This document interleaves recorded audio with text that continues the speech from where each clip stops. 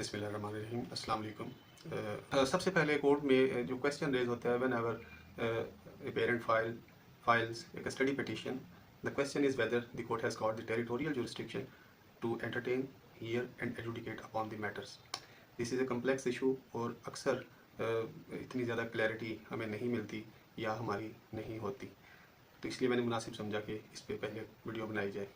पहले मैं आपके सामने सर्टन सिचुएशन रख देता हूँ ताकि बात इंटरेस्टिंग भी हो जाए और आपको और आसानी से you may comprehend it easily. पहली सिचुएशन ये है कि एक father he is residing at Multan while the mother is residing at Lahore and the minors children are residing with the father permanently. They are settled there and the mother files a petition for recovery of the custody of minors in a court in Lahore. The second situation is the father is residing at Multan, the mother is residing at Lahore along with the children. The father snatches the custody from the mother from Lahore and takes the minors to Multan. This is the second situation. Third situation is the father is residing at Multan. Why? The mother is residing at Lahore, but temporarily she is residing in Rawalpindi and she files a suit for dissolution of marriage in which she makes multiple claims including the custody of minor. The fourth situation is that the father is residing at Multan, the mother is permanently residing at Lahore, but she temporarily is or ordinarily is residing at Rawalpindi. She files a suit for recovery of dowry articles in which she also claims the custody of the minor. And the last situation is the father is residing at Multan while the mother is residing at Lahore and minors are admitted in a hostel in Rawalpindi. Whenever a custody petition is filed, the first question with a court is to determine that whether this court has got territorial jurisdiction to entertain the petition. So now we will see by taking each situation that whether the courts are having jurisdiction in each situation. The basic and mother judgment which decides this issue once for all is PLD 2012 Supreme Court page 66 Major Muhammad Khalid Kareem versus Musammat Sadia Yaqub. In this case, the Honorable Supreme Court has held that in the custody matters, for determination of the territorial jurisdiction of the court, the Rule 6 of the Family Code Rules 1965 shall be a determinative principle. Now the interesting question is that how the court reached this conclusion while there is ambiguity and conflict in all relevant laws. First of all, we see that under section 9 of the Guardian and Wards Act, the court within the territorial jurisdiction of which minors are residing is having jurisdiction to entertain, hear and adjudicate upon the matter. While Rule 6 of the Family Code Rules 1965 says that the court shall have jurisdiction to try a suit will be that within the local limits of which the cause of action has wholly or partly arisen or where the parties reside or last resided together. It has a proviso. It says that provided that in suits for dissolution of marriage or dower, the court within the local limits of which the wife ordinarily resides shall also have the jurisdiction.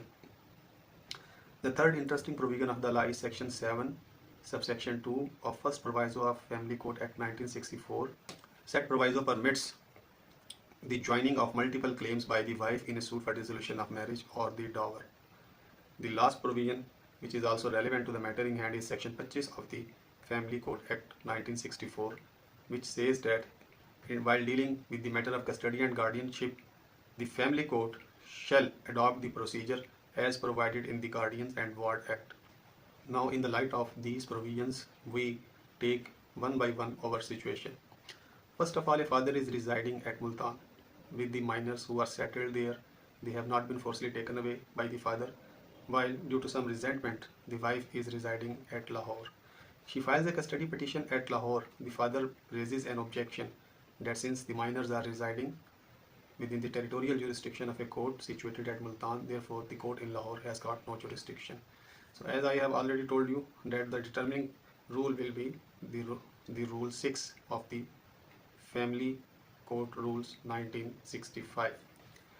The first clause says the cause of action, where the cause of action has wholly or in part has arisen. In this case, you will see that there is no controversy regarding any cause of action. Neither the father has forcibly snatched the custody, nor he has taken away the minors in an illegal or improper manner.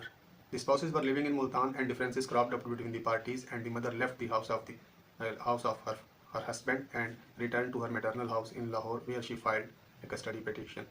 So when we apply this rule, we will see that there is no illegal taking away of child. So therefore, the first clause A has no application. Regarding clause B, you will see that parties are not residing together. They last resided together at Multan. Therefore, the court at Lahore has got no jurisdiction even to entertain the matter. Now we proceed to our second situation, where father was residing at Multan while the mother was in Lahore, and father snatched away the custody of minors illegally. In this scenario, the cause of action has arisen in Lahore, therefore the court at Lahore has got jurisdiction. The third situation is the similar situation, but in this case, the children are permanently settled at Multan and the wife is ordinarily and temporarily residing at Rawalpindi. She files a suit for dissolution of marriage, wherein she also makes a claim for custody of minors. Now here, the proviso of Rule 6 shall come into play, which states that whenever a wife files a suit for dissolution of marriage and includes a claim of custody, then she may do so by filing a suit where she is ordinarily residing. In this situation, she has got the right to file suit where she is residing. She has also included the claim of custody.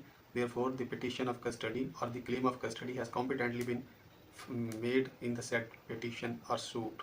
Now, the fourth situation, in similar situation, for instance, she does not file a suit for dissolution of marriage, but she files a suit for recovery of dowry articles, and she also claims the custody of minor.